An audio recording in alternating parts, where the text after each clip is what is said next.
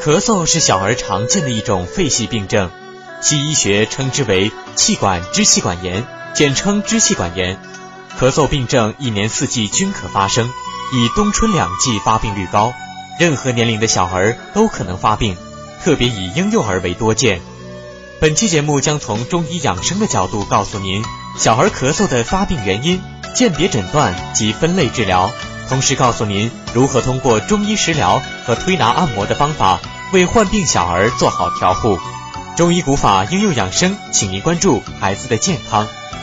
中医古法婴幼养生，欢迎来到我们节目，一起关注孩子的健康。首先来介绍一下我们两位年轻漂亮的妈妈小雨和倩倩，欢迎。大家好。这位呢是我们大家熟悉的老朋友，来自中国中医科学院的中医博士彭鑫彭博士，欢迎彭博士。谢谢大家。彭鑫，中国中医科学院青年专家，中医学博士，职业中医师，参与国家级973攻关、科技部重大专项等课题2项，出版学术专著2部，总结出内调脏腑、外畅经络、中开心结的综合治疗方法，取得良好效果。但我记得之前在谈感冒的时候呢，不论是小雨还是倩倩，也都会聊到感冒跟咳嗽、发烧都连在一起的。是的，是的。但是我们彭博士把它分得很细，说我们这两期讲感冒，那咳嗽呢也是非常重要、非常普遍的一个症状。我们会接下来分2期时间专门来讲咳嗽的这个护理治疗的方法。是的，是的。好，这咳嗽有什么能讲2期那么多呢？咳嗽分很多种类型啊。首先我先大体介绍一下咳和嗽。咳和嗽是不一样的。咳是无痰有声谓之咳，有痰无声谓之嗽。有声音就是经常这样咳啊，干咳，这叫咳，单咳，没有嗽啊，没有痰。然后有的小孩呢是痰很多，但是他不咳啊，这叫做嗽啊。合在一起就是有痰，既有痰又有声音，叫做咳嗽。那以后还得问倩倩，你家孩子最近是咳嗽呢，还是咳呢，还是嗽呢？哎呀，这么一说，我才知道有过咳，也有过嗽。咳嗽过吗？咳嗽过，也咳嗽过。对，因为这是中医的传统的讲法，一般老百姓就是咳，不论是咳还是嗽，都叫咳嗽。是的，这是第一个啊。第二的呢，就是按照西医的眼光看来呢，这个咳嗽啊是支气管和气管出问题，支气管和气管出现炎症啊，比如说有一些细菌感染或者病毒啊，还有一些其他的病原微生物，比如说支原体之类的，都容易引起咳嗽。是可不可以理解为就是感冒的症状之一有咳嗽？但是并不说咳嗽了就是感冒。没错，有一些儿童就是只有咳嗽没有发热，是吧？也没有打喷嚏，没有鼻塞，这就是单纯的咳嗽。是的。就是因为这样咳嗽它其实是单独的一种病症，所以我们要把它单独拿出来和感冒分开来说。是的，是的，因为这是那个中医的叫法。小雨的孩子是咳多还是嗽多？我觉得他还是咳比较多一点，嗽基本上是要到最后，感冒快要接近尾声的时候，你就能感觉他有一点痰。有痰，是的，是的。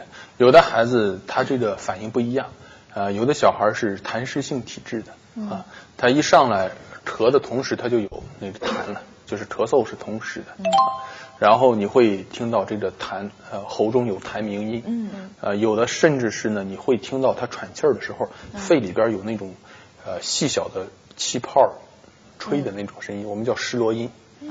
尤其是戴上听诊器听得更清楚。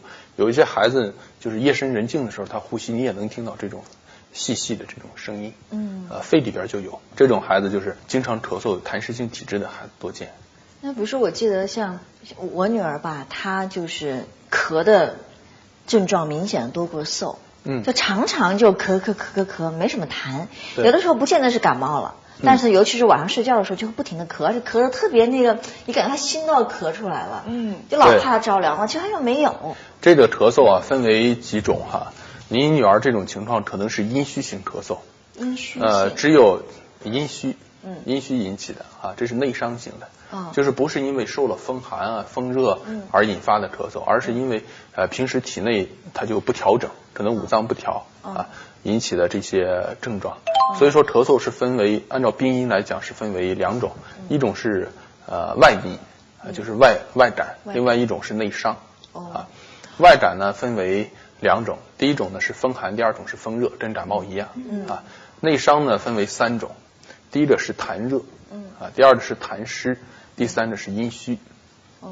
重点这3种，还有一种是气虚，就是身体特别没劲儿，但是这在小孩子里边很少见。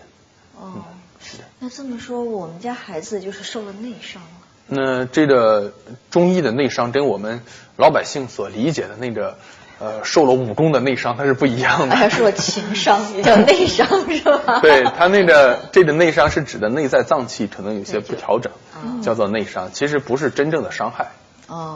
中医古法应用养生彭新博士提示您，中医认为小孩咳嗽有外感和内伤之分，临床上小孩的外感咳嗽多于内伤咳嗽，小孩咳嗽的发生原因主要为感受外邪，其中又以感受风邪为主。肺脾虚弱是小儿咳嗽的主要内因。在小儿时期，许多外感、内伤疾病及传染病都可能伴有咳嗽症状。那么，与小儿咳嗽比较类似的病症都有哪些？如何鉴别诊断呢？别走开，中医古法应用养生，精彩继续。那我们知道这个小儿咳嗽它分为外感和内伤，但用通俗一点说法，好像是可以用不同的病症，就一个咳嗽它会引发出不同的病症。是的。与咳嗽比较类似的几种病，一个是百日咳，第二个呢就是支气管肺炎，叫做肺炎，对，就肺炎。第三个呢就是结核，肺结核。那很严重了。这个很容易跟这个普通的咳嗽产生混淆。那它这几种咳嗽肯定是它的咳法或者湿音，咱们可以辨别。是的，因为我们肯定是不懂怎么去辨别，肯定会容易混淆。那个第一个是百日咳百日咳是阵发性的，而且多发，长时间好不了。他那个一旦咳嗽起来之后，你会感觉到他那个支气管是在痉挛，这个全身都在那个好像那种抽搐那种感觉。再有一个咳得特费劲，好像要把这个心都给心肝脾肺肾都咳出来。对，还有伴有那个鸡鸣一样的这种回音就是小鸡叫，鸡叫的那种声音，很尖锐的都能听得到。还有一次我们家孩子半夜咳嗽，就是发现什么咳，像老头的那种咳嗽。那个应该不是这种问题，发炎了。那可能是肺炎型。肺炎了是吧？对，这个咳嗽就哎呀，怎么会是老头咳呢？就是他会咳得挺深。那是那是第二种情况，第一种情况是百日咳百日咳还有一个表现是咳出来的痰涎会比较多。吐的那种特别黏的那种涎液会比较多。这是第一个。第二个呢，就是倩倩所讲的这种情况，就是肺炎咳嗽。那我百日咳还想问一下，是百日咳它比较容易在夜晚的时候多发？对，凡是肺病像哮喘咳嗽夜晚的时候多。为什么呢？因为夜晚的时候，这个迷走神经和植物神经它出现一个调整。那个神经一调整的话，容易引发这个咳嗽。那如果是肺炎的话，它的咳嗽是什么样的一个？肺炎的咳嗽的表现呢，就是不是单纯的咳，它会发热。因为人一旦有炎症就会发热嘛。对。第二个呢，就会痰壅，痰会很多，都壅滞住了。呼吸会比较急促。小孩一旦呼吸急促，你就会发现他那鼻翼是扇动的。对。这是那个肺炎的表现。另外一个呢，你听一听尤其是静了之后，你听一听这个肺里边，他贴着耳朵去听他这肺就会听到湿啰音，就像小水泡噗噗噗那种声音。这还没听过湿啰音。湿啰音这一类的情况呢，就是肺炎咳嗽了。会伴有发热，还有这呼吸急促。发烧是吧？发烧，呼吸急促。这是第二种。第三种呢是原发性的肺结核。这种病呢以前会比较多见，现在咱们国家就是对肺结核控制的很好了。很少见了，但是也会出现，偶尔会出现。它的表现是什么呢？就是低热，发热发的不高咳嗽，然后盗汗。它那一般在多少度左右？这个低热就是38度或者是以下，是吧？是的，它不会烧到39、40度的。这低热，然后再就是全身倦怠无力。这都是古代叫做痨病。那还有什么症状？像脸色呀之类的？这个脸色会比较苍白。会比较瘦弱。一般的那种结核性体质我们都知道有一个人物，《红楼梦》里边林黛玉，就是很典型的肺结核体质，就是病怏怏的，病怏怏的又瘦弱，弱不禁风，身体瘦长型的，这种人很容易得这个肺结核。那种长得特别五大三粗的，那肺结核很少，因为肺结核是消耗性疾病，会让人越来越瘦。如何判断小孩子得了肺结核呢？是需要到医院去判断？要是确诊的话，必须到医院做那个毒理实验，药理实验，结核菌的那个实验。另外一个呢，就是从症状上就是3点嘛，一个是咳嗽，再有一个是低热，再有一个是盗汗。盗汗就是睡着的时候出汗。这种情况。这是那个与咳嗽相鉴别的3种疾病。本身从中医眼光看来，咳嗽不是分为外伤、外感和内伤嘛？为什么这个孩子容易得这个肺就是咳嗽呢？小孩你看稍微一不注意，稍微呛点风就引发咳嗽了。对。一感冒了之后很快又咳嗽这孩子咳嗽很多。为什么呢？因为小孩的这个脏腑清零，脾肺两脏是虚的。肺气不足，脾气不足，是吧？在这种情况下呢，脾为生痰之源，肺为储痰之器。这2个脏一受伤，这湿气就很容易沉积，就容易引发这个咳嗽。所以说在治疗的时候也有相对的对应。中医古法应用养生彭新博士提示您，中医认为咳嗽的病变部位主要在肺，病理机制以肺气湿宣为主。小孩脏腑清零，脾肺虚弱，如果肺脾两脏感受外邪，就很容易引发咳嗽。所以小孩咳嗽的治疗一定要对症施治。那么针对不同类型的小儿咳嗽，中医治疗可以采取哪些非常有效的食疗方法呢？别走开，中医古法应用养生，精彩继续。我觉得应该开始介绍一下这个咳嗽的一些护理方法了，是吧？对。了解了它的病因，然后介绍我们妈妈们保健方法。对，可能更想了解的是有什么样的食疗的方法呀，或者是具体治疗的方法。是。那我们就先从这个外感咳嗽开始。对。外感咳嗽第一个是风寒型的。风寒型咳嗽呢，就是咳嗽的声音会比较重，比较闷然后呢咽痒，然后痰呢，咳嗽痰呢是清的，是稀的。有的时候呢时间长了会变白。再往下呢是鼻流清涕。然后再就是那个怕冷。身上怕冷，身上没汗这都是风寒型的。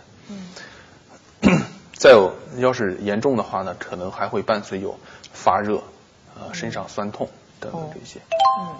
总之这个风寒型的感冒呢，大家记住一点，就是声音比较重比较闷痰呢是白颜色或者青的这是风寒型。有时候孩子他这种风寒感冒以后，他还会那个声音都变了，变成我们就说有点弄的那个鼻子，对，囔囔的那种，讲话的声音也变得特别哑，很有磁性的那种。是。这也是风寒感冒。风寒型的有鼻塞，伴有鼻塞。然后也连咳嗽都是那种哑的声音。是的。像这一类的风寒型感冒呢，我们可以用苏叶和萝卜汤来治疗。好。苏叶萝卜汤。苏叶我们都知道，南方经常做菜的时候用一种调味品叫做紫苏。对。紫苏你像做一些清淡制品，比如说鱼或者是虾等等的，它就会放一些苏叶因为苏叶有芳香辟秽的作用，另外一个它可以散风寒。所以说用苏叶5克，这都是去药店来买。5克就行了吗？ 5克就可以了。因为苏叶解表力量比较强嘛。好。然后陈皮呢用5克大一点的孩子可以用10克。再加上白萝卜片，白萝卜切上半根再加上红糖1勺调一调味儿，否则的话这个不太好喝，可能小孩不喜欢。好。本身这个红糖还可以健脾胃，还可以发汗嘛。对。这些放在一起呢，用水2碗。煮开之后煮10分钟，趁热服用半碗，一天喝2次3次。就每次喝半碗。每次喝半碗，对。喝的时候要温一下，加一下温。这里边讲的用水2碗来煮因为每个家庭那个水碗是不一样的，有的是大的，有的是小的总之根据那个儿童的这个饮水量他一次喝多少药，然后来定就行。好的。这是风寒的咳嗽，外感型的风寒咳嗽要是用中成药呢，可以用小儿宣肺止咳车地，这是第一类的。第二类的是风热咳嗽。这个风热咳嗽的表现呢，第一个是咳嗽不是特别爽，咳不出痰或者咽干，喜欢喝水。第二个呢，假如说有痰呢，痰特别黏，然后呢也特别的那个黄，比较浊一些，就是感觉有火气了。有火气，那个嘴里边可能有那种味儿，鼻子呢流鼻涕也是那种浊涕，不是清流鼻涕水，不是清鼻涕水那种感觉。另外呢还伴有这个头痛、微微的出汗、发热，这些表现都是属于风热。那么风热咳嗽呢，用的方法呢就是桑杏梨。桑杏梨做汤来喝。桑就是用桑叶，用10克或者5克都行。杏呢就是杏仁儿，用10克或5克。这个杏仁啊可以化痰，可以止咳，可以宣肺，可以利气。梨是咱们买的那个梨是吧？对，梨就是鲜梨就行，切片，再放上一些冰糖，调味道。冰糖可以润肺，清热。这些原材料呢放在一起，用水2碗，然后煮沸之后呢，再煮20分钟。就要20分钟了。对，用20分钟。好，之前风寒的那种煮沸以后10分钟就可以了。对，这些时间是比较有讲究的吗？是的，有讲究，是有讲究。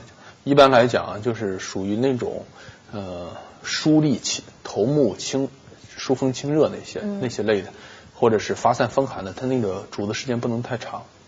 10几分钟就行了。像这一个呢，它一方面清这个风热，另外一方面它还可以化痰清肺，所以煮的时间稍微长一点。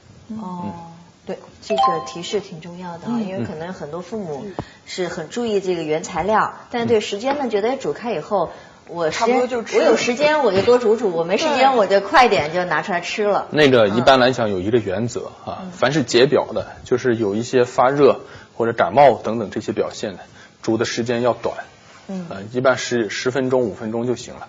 假如说有内伤的，比如说脾胃不好啊，或者是小儿遗尿啊等等这些有肾虚脾虚的这种情况，煮的时间就要长一些，一般20到30分钟。喝不完的时候放到第二天也没关系是吧？没关系，放到冰箱里面先冷藏，这可以保存1天。第二天的时候呢，稍微加一下温，然后再喝就行。风热的小孩呢，还可以喝极脂糖浆，还可以喝蛇胆川贝叶。这些都可以对症，这些都很对症。中医古法应用养生，彭新博士提示您：小孩外感咳嗽分为风寒咳嗽和风热咳嗽2种类型。风寒咳嗽的食疗方法是苏叶萝卜汤，紫苏5克，陈皮5克，白萝卜片半根，红糖1勺，水2碗，煮开后10分钟，趁热服用半碗。风热咳嗽的食疗方法是桑杏梨汤，桑叶、杏仁各5克，鲜梨1个切片，冰糖适量，水2碗，煮开后20分钟温服，1日3次，每次半碗。小儿咳嗽还分为内伤咳嗽，那么针对不同类型的小孩内伤咳嗽又有哪些食疗方法呢？别走开，中医古法应用养生，精彩继续。所谓内伤呢，主要分为3种第一个是痰热型的咳嗽，就是痰非常多，颜色也是黄的，粘稠，不容易咳出来。有的孩子那个咳痰一下就咳出来，有的是不容易咳的不容易咳出来，嘴里边发干口干舌燥，想喝凉水，这都是热的表现。而且呢，这个痰是特别粘稠的，这是黄痰，就是痰热然后喉间有痰鸣，喉咙里边有痰的声音，或者是发热、口渴、烦躁不宁，尿比较少，而且颜色黄，这都是热象。再有一个是大便干燥，这都是痰热型的情况的这种辩证方法。这种情况呢，我们可以用川贝鲜梨枇杷汤。一定要去药店买那种。对。这个就不是和梨一样买，不是那种水果枇杷，而是枇杷叶药店跟那川贝枇杷膏有点相似。有点相似，对。现在的川贝枇杷膏也特别针对这个痰热性体质效果比较好。痰热性，这个属于痰热，我不管是痰热痰什么，还有痰那个，我全给他喝这个。对，是因为像我女儿，她根本就是没有痰的，但是每次一咳，我们就给她喝这个川贝枇杷膏，然后一点效果也没有，然后就说这什么药啊？这个它得对症，假的了。是的，中药最关键的得对症。那这些量呢？就是枇杷叶是5克，川贝5克，川贝不要放太多。川贝需要让它凿成粉吗？不用凿成粉，就一颗一颗的，只要打开就行，只要打碎就行。打碎就行。磨成粉的话，那个效果呢，可能跟那个打碎差不多，没有太大区别。那我就是那天没打碎，就那么熬了整颗熬了有2小时，让它吃了也没关系。没关系，连梨呀、带那些都可以吃。还有就是小一点的孩子是最好还是把它磨碎。1岁啊2岁。不会，没事。不用磨碎，就是打碎就行。因为我还有一个问题，就是我也回去，就是换季的时候，你不是说秋天喝一些那个川贝那个梨，对，就比较好。然后我回去有照做，但是你包出来，因为你放冰糖了，就会比较偏甜，你掌握不好那个分量。后来我都放1小颗，但是对于我们家女儿来说，她还是觉得很甜。然后我就会就是煮好了以后，因为我怕她不喝，我就会再加一些水让她稀释。可以。把它平时当水喝，这样也可以吗？可以。因为我一直怕这样的话会不会减低它的对它的药性啊、功能啊这样。不会，只要是那个你把它稀释一下，当然说喝的次数会比较多一些。对，就只要量够就行，这是有预防的作用。尤其是对于那种痰热的那种小孩平时大便就干燥。然后呢，那种孩子你会感觉到他这个嗓子里边好像有一股痰排不出来那种感觉。这种孩子一伸出舌头来，舌苔还很厚，然后舌质非常红这就是痰热。这种小孩平时就可以吃些川贝、枇杷、梨熬汤来预防一下。那要煮多久呢？这个一般来煮上20分钟就行。也是2碗水吗？2碗水，对的。痰热型的咳嗽呢，它的中成药是羚羊清肺散。羚羊，就是羚羊角，它有清肺的作用嘛，清肺，羚羊清肺散，效果就不错。这是第一种类型。第二种类型呢是痰湿咳嗽。痰湿咳嗽呢，你就会感觉它的咳嗽的声音很重浊，好像有很多痰在肺里边淤阻的这种感觉痰多，它排出来痰特别多，而且壅盛特别多。然后颜色是白的、稀的。喉间呢，痰声辘辘，你会听到这个呼吸的时候或者说话的时候，这种痰声就能听得到。你就能感觉到他好像嗓子里边有很多痰那种感觉，湿漉漉的。好像有一些就是老年人比较容易这样。对，有一些孩子也有，像气管炎似的那种。有点像。还有就是胸闷，不爱吃饭。神乏困倦，就是身体容易困倦，容易乏力，懒洋洋的。这种表现其实都是中焦脾胃不好的表现。中焦脾胃湿气比较大，这种人呢就是容易发懒困倦不爱吃饭，胸也闷有的时候是腹胀的然后呢舌苔呢伸出来一看是白腻的大便呢可能会黏黏糊糊的有的小孩大便呢它不清爽，它就是好像粘在那个便盆上冲不下去，这都是湿这是湿性体质。湿性体质的孩子得了咳嗽，容易导致痰湿的这种咳。这种孩子呢可以用陈皮和萝卜来熬水喝。陈皮呢可以适量多放一些，放上10克。萝卜呢放上半根，切片。白萝卜白萝卜对。然后用水2碗来煮水，煮开之后20分钟，温服。这是痰湿型的咳嗽。那么用的中成药呢，可以用半夏露。半夏本身可以化痰，还可以降气，可以止咳化痰。这是痰湿型的咳嗽。那么第3种呢，就是阴虚型咳嗽，就是陈宁的女儿那种情况，她就是干咳，以干咳为主，而且咳的声音会比较深，没有痰。嘴里的晚上咳得比较厉害，晚上咳比较厉害，不容易不容易有痰，口干舌燥，嗓子发干声音会嘶哑，尤其是可能会出现午后潮热，就是中午之后吧，下午2、3点钟的时候，手心啊、脚心会发热，或者是盗汗这都是阴虚的表现。这种孩子呢，可以用百合、杏仁和鲜梨来熬汤来喝。百合呢，可以放10克。这个百合呢，在药店里边买也行，超市里边也有卖的不是百合花，而是百合那种泥茎。买到了，已经买到。那种百合放10克，杏仁呢放上5克。鲜百合。没有鲜的话呢，干的百合也可以，药店也有卖。杏仁呢放上5克。鲜百合是10克，杏仁是5克。那么梨呢是放1个，切片。然后放上一些冰糖，调一调味道。这个冰糖还有前几期那个红糖都是根据这个孩子的口味来定就行。有的孩子呢可能不爱吃甜，其实不用放糖也行。有的孩子呢，可能没有糖，他感觉到不好吃，放一些就可以。水2碗。水2碗，煮开之后20分钟就可以了。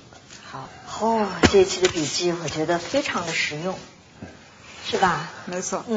就哪怕孩子现在不咳，咱们也可以季节，对，是吧？每周煮几次给他们吃。关键是掌握好孩子的体质。比如说有痰热的体质的话呢，我们就得用枇杷然后鲜梨川贝这样。有痰湿的话呢，我们得用陈皮、萝卜经常煮煮着汤喝。要是有阴虚的话呢，可以用百合和那个鲜梨还有杏仁。然后这样煮水给孩子，平时就可以预防，没有咳嗽时候预防，尤其是到了那个秋天嘛，秋天是肺气容易出问题的时候，是金气就是肺特别是气候一干燥容易发咳嗽，用这种方法就不错，可以预防。